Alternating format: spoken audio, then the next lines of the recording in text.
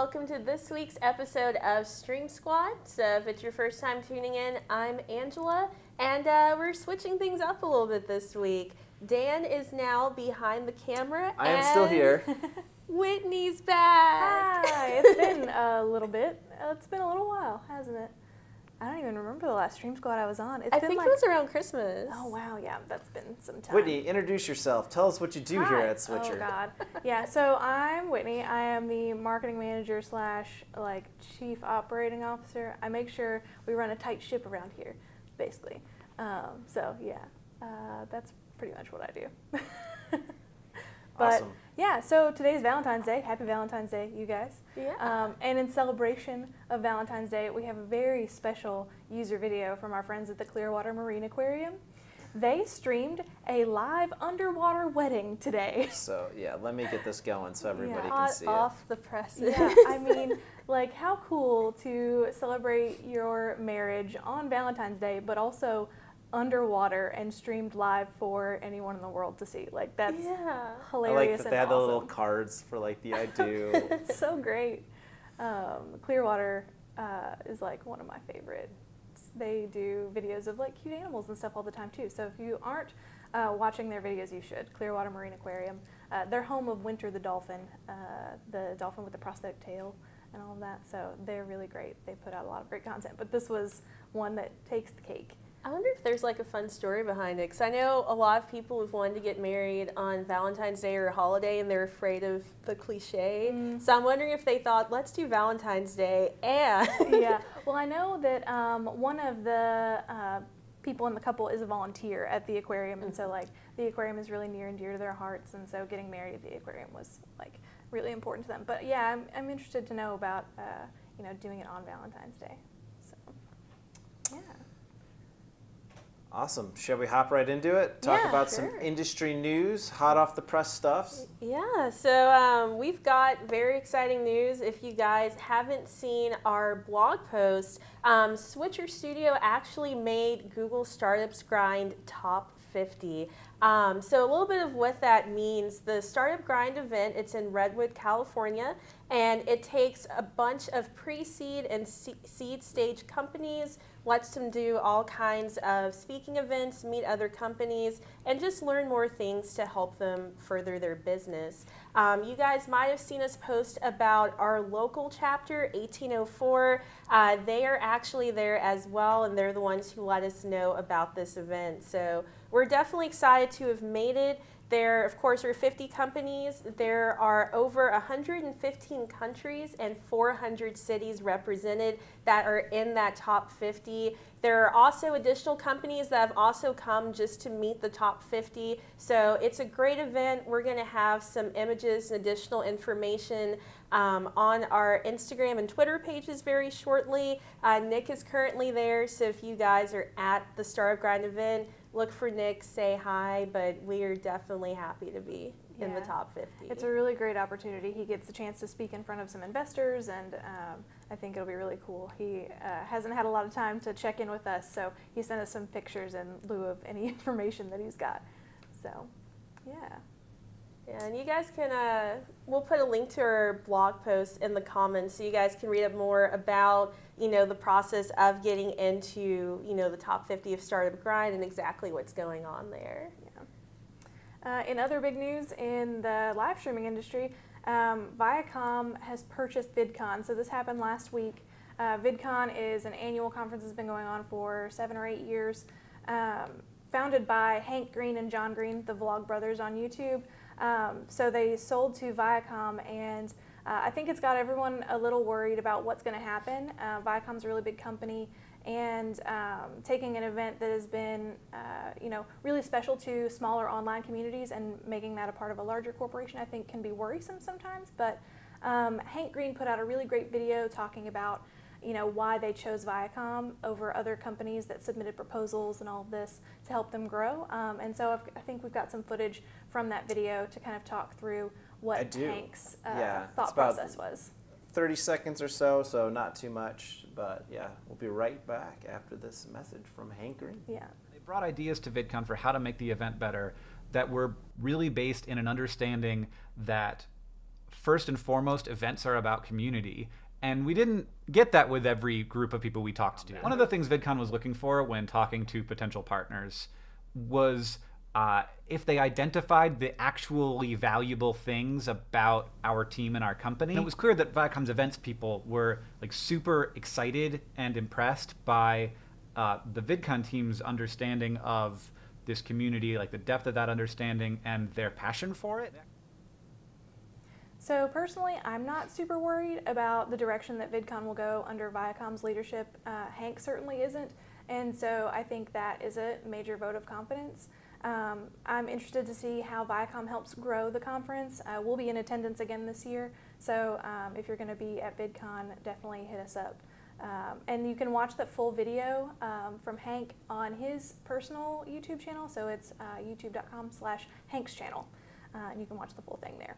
Yeah, I mean, I'm definitely interested as well, especially, you know, a lot of times you can gauge the response of other people, and, you know, Viacom, of course, is very positive about it, but Hank and a lot of the other top, you know, video creators that have been at VidCon, they seem to be very excited about it, so I'm happy to see what the partnership with Viacom brings to VidCon. Yeah. Awesome. Yeah, you know, I don't really see, like you guys kind of mentioned it, but I don't really see any problem with Viacom coming in. I think they've had a big presence the past couple of years that we've been there. We've seen them there, and I think they're just doing good things for the live video community and just video in general. So yeah, it should be interesting to see where they take it. I'm not sure that a lot of their leadership expertise is going to make it into this year's VidCon. I think the planning stages are probably too far along for Viacom to have much impact this year, but 2019. 2019, we'll see. We'll see how that goes. Is it really almost 2019 already? Well, Man. yeah. So moving on to live video strategy, you know, we at Switcher are pretty fond of smartphone video. That's our whole app's built on it, but someone in the user group shared this really great article about the evolution of smartphone cameras and how far they've come since the kind of early days of smartphone cameras. Angel, I think you got a little information about that, right? So we'll, you know, give you guys a link to this article as well to read the whole thing. But essentially what they've done is taken a look at what's been going on with smartphone cameras over the past 5 years and compare that to what's been going on with traditional cameras over the past 5 years. And they found that smartphone cameras are getting better at a much faster rate than traditional cameras. I think a big thing for it is your phone is always with you. A lot of times people, I mean, I remember going to concerts and trying to figure out how to get my giant DSLR into a concert. And now people are able just to take their phones and still get this high quality video. There's also a competitive aspect, especially Apple versus Android, where they're all trying to make sure their cameras kind of one-up one another. And that's great for all of us because all of those cameras are continuing to improve as a result. So what's kind of going into making that image look so much better? The big thing is image stabilization. If you even just look on YouTube for videos made with phones back in 2010, 2011, they're very shaky. No matter how steady someone tried to hold it, it was very shaky. Nowadays, the newer smartphone cameras have image stabilization built in, just the way you would see from a DSLR camera. A lot of apps will add additional stabilization if you wanted, but just off the bat, even if you don't have the steadiest hand, your video is not going to have that much shake. Another thing is they have reduce the noise that's found in videos, both in terms of the visual quality and the audio. So those internal mics on the smartphone cameras are getting a lot better. You're getting a lot more high quality audio, but also you're not getting a bunch of fuzziness and pixelization that was normally found in smartphone videos. You're getting that 1080p or 4K quality that you would expect to get from a DSLR camera. Another last thing that they have is they have multiple camera modules, so that way you're not stuck with just one look for your video. You can also get different looks, different aesthetics, just the way a DSLR would have portrait mode, sports mode, anything like that. You're now able to find that with a smartphone camera as well.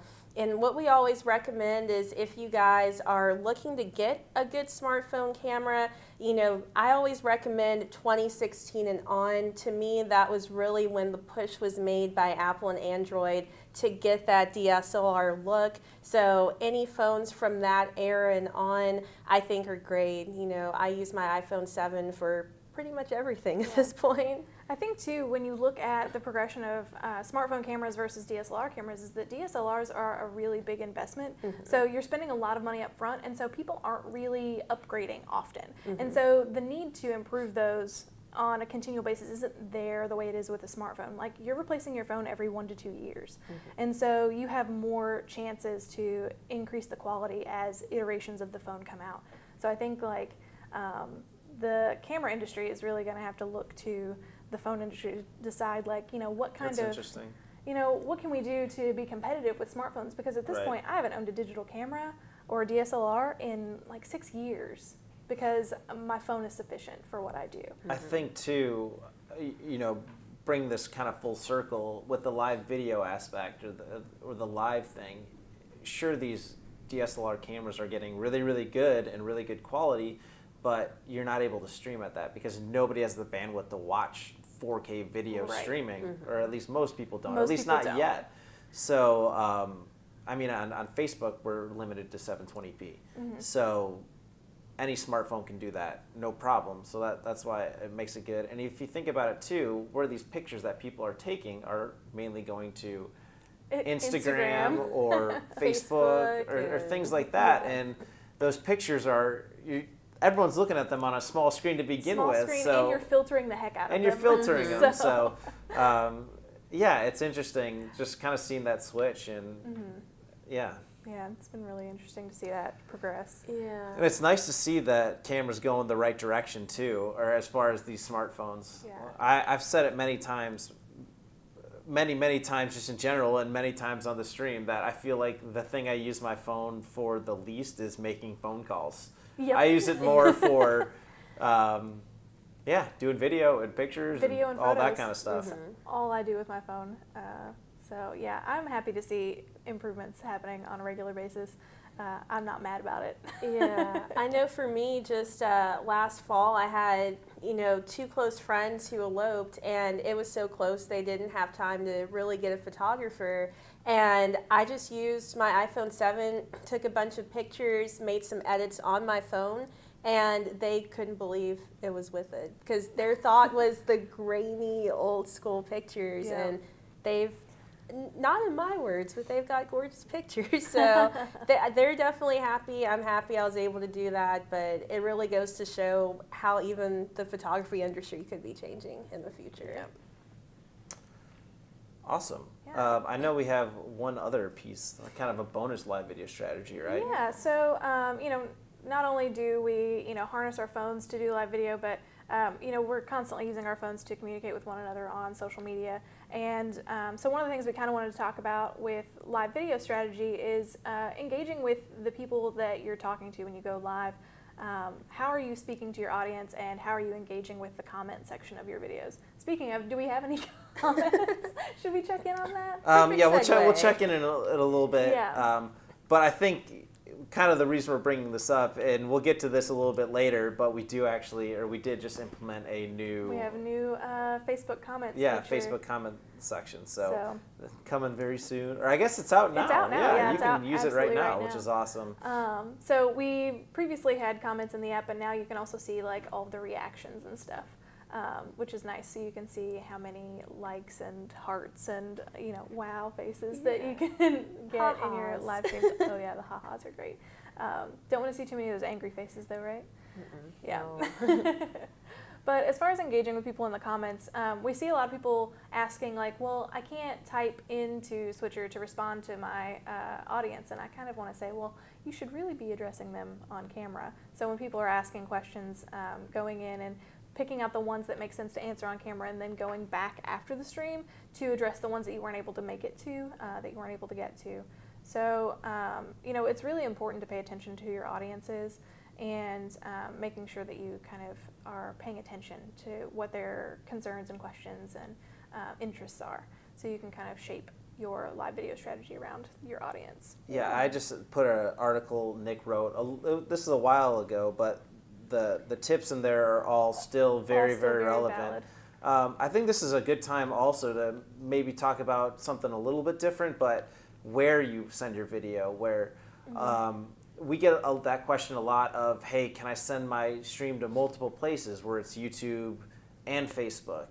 And while I think that's cool that you could possibly do that, you might want to pick one of those where you have more of engagement going on, because it's already hard to talk to, I mean, when I'm up there with just Angela and it's me and I'm looking through comments, I'm making switches and stuff, it's tough to keep up with everything.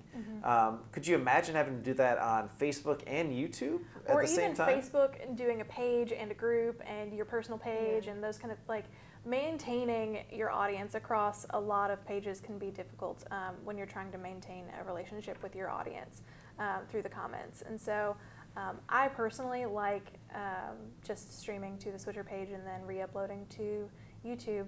We get a lot of views on both from our audience, and it just depends on who they are. So the people who watch on YouTube are far more likely to watch after the fact. That's why they're watching on YouTube and not on Facebook. They are more interested in the pre-recorded version. The people that we talk to on Facebook, you guys are here because you want to see it as it's happening and you want to interact with us and talk to us. So I think you really have to consider your audience and your content and what it is you're trying to say in choosing where you send your content. And also remember, just as we talk about, kind of splitting all of those comments up, whether it is Facebook or YouTube or Twitch or Periscope, your stream is going to get more promotion from your platform based on how many comments that it has. So if you've got one long thread of comments, that stream is going to be pushed out a lot quicker than if you've got a few on your page, a few on your group, a few here, a few there.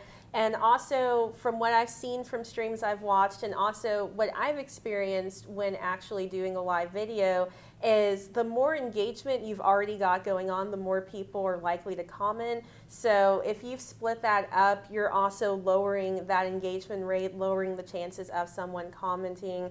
Again, that's why there are ways to do multiple platforms at a time, but there's just so many benefits to keeping it onto one platform.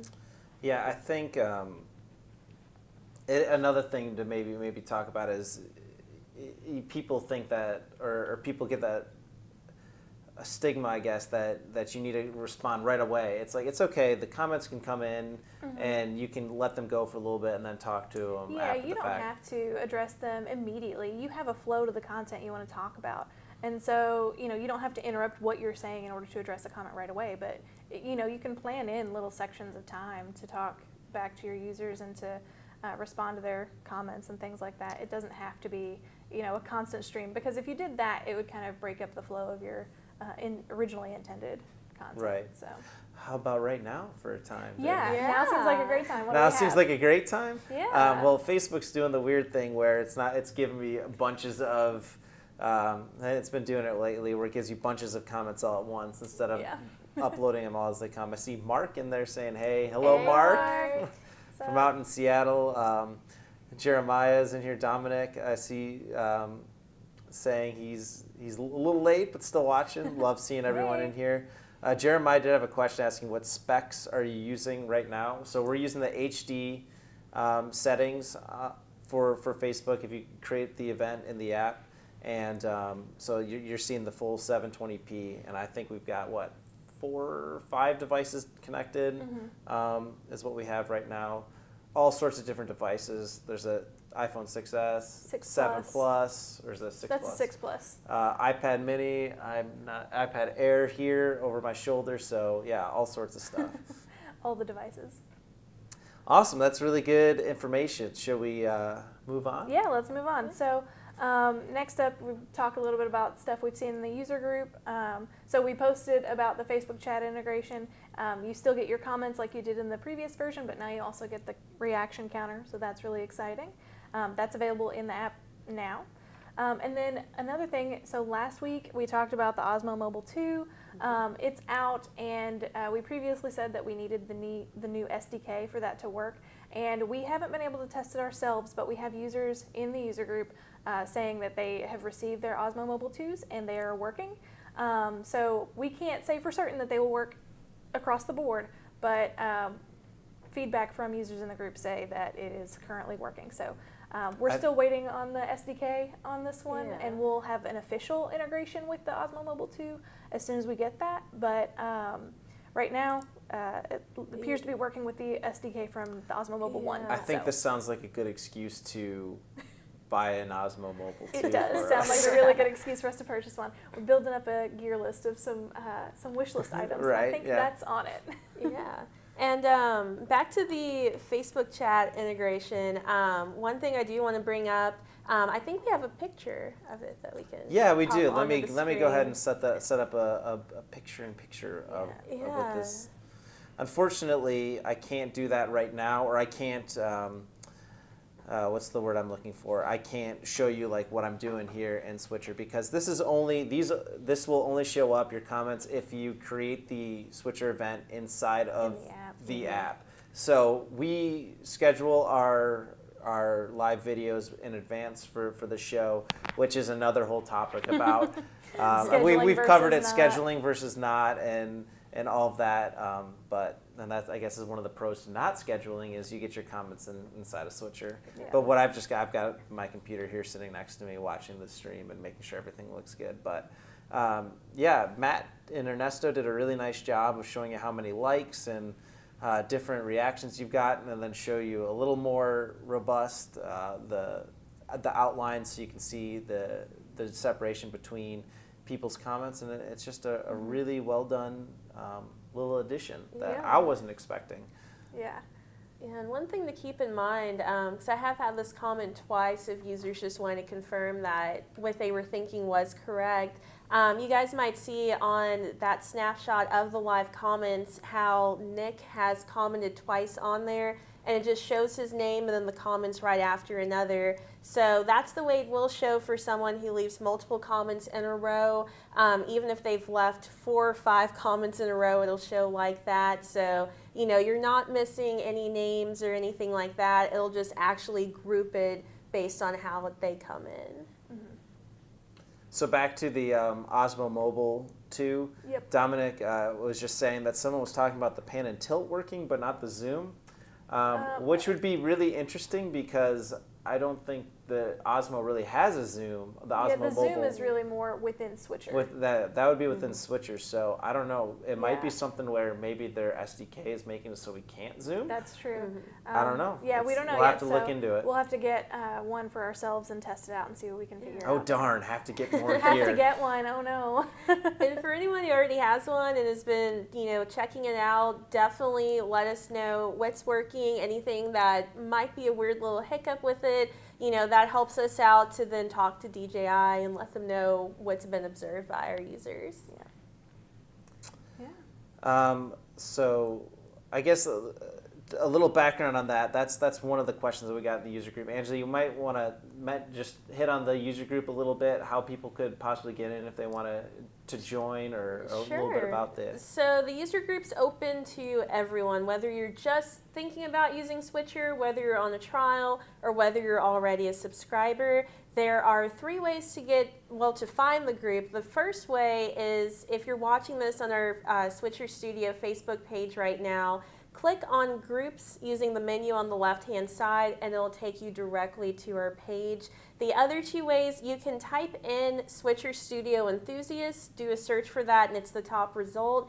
Also, if you already have a Switcher Studio account, just log in at switcherstudio.com, click on Join the Community, and it'll take you there as well. Now, regardless of these 3 ways, there'll be a short survey to fill out that me and Whitney take a look at. It just lets us know how you're using Switcher Studio or intending to use it, and that helps us make Switcher even better for you guys. And then you'll have entrance to the group. We are very close to 1,900 members, so we're almost at that big 2,000. But it's an extremely active group. There's a lot of very helpful users in there. All of us are in there. And you guys can learn tips and tricks for Switcher. You can share examples of what you've done with Switcher. And if you have a question, feel free to ask that as well. And those questions are where we get, some of the topics for the user group that we talk about on the show. Yeah.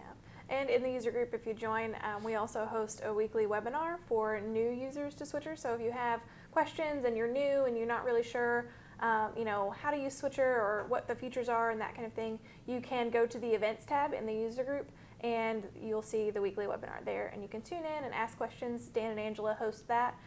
What time is that again? 4. It'll 4 be in o'clock. about an hour and a half. About an hour and a half Eastern, 4 o'clock Eastern time. Yeah. So you can tune in there and ask questions, and Dan and Angela give a really great demo on all the things that you can do with Switcher. Okay.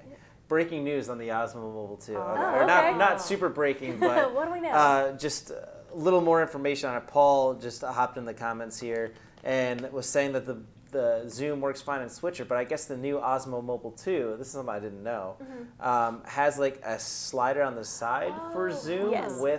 with it, so, and that see. does not work. That would make sense because Yeah. that's not something that was a part of the original Osmo Mobile 1.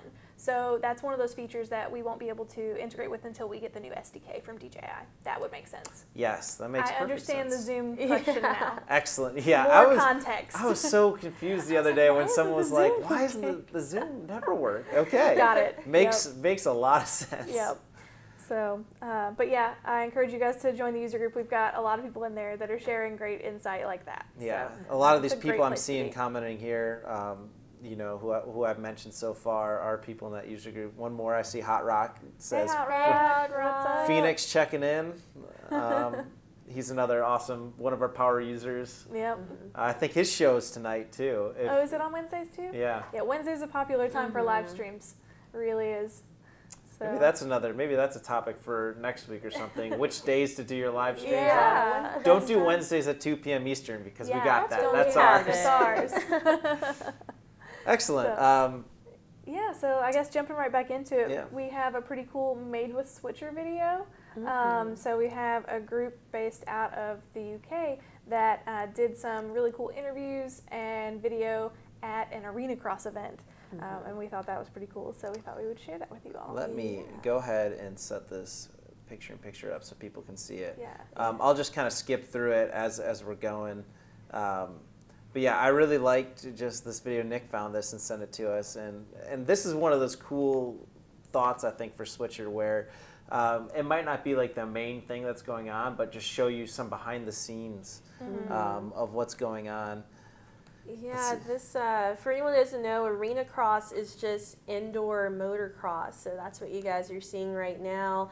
But this video is from late last week. Their big event for it was last Saturday. So if you go to their page, you'll be able to watch the full event that they did.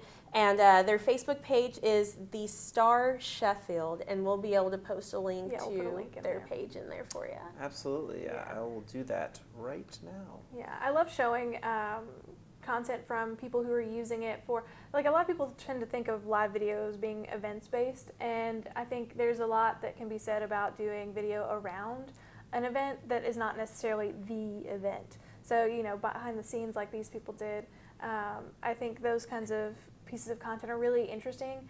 We're used to seeing events on TV, like we see the NFL and we see NBA games and stuff like that. But I think what's really interesting is the behind the scenes kind of content, interviews, and showing what's going on, and makes the whole program work. Yeah. So. Yeah, something we were hoping to get set up with the Louisville Ballet. I've been talking to them a couple times, but Cool. they have a whole bunch of different things going on where there's the orchestra and there's the costume changes and there's all these different pieces going on. And it's like, what if you had a stream at each one of those? So Yeah. if it, you could be like almost an educational thing too, or it's like, I'm interested in costume design. Well, check out this stream and you can watch the actual performance as well. So yeah. Cool stuff. I love seeing new stuff. Make sure if you're out there and you're making things with Switcher, use hashtag #MadeWithSwitcher. Put a link in the user group because it makes me feel good when I see people using this product that we're a part of. We really love seeing it. It's the best. Yeah. And we do, take a look at all the videos in the user group. We do check out the hashtag #MadeWithSwitcher on Instagram and Twitter. So if you guys are sharing it, we're definitely seeing it. And again, we love watching what you guys have created. All right, so I think that just about wraps it up for us. We thank you again for tuning in, and be sure to join the user group if you're not already a member. And tune in next week. We'll be here again at 2 p.m. Eastern Time. Yeah, and for those of you just getting started or interested in learning more about Switcher Studio, just make sure to join the user group. There will be that webinar in an hour and a half, and it will be archived. So if you guys are watching this later on, you can still join the user group and you can still watch that webinar. Yeah. Take care, everybody. Bye. See ya.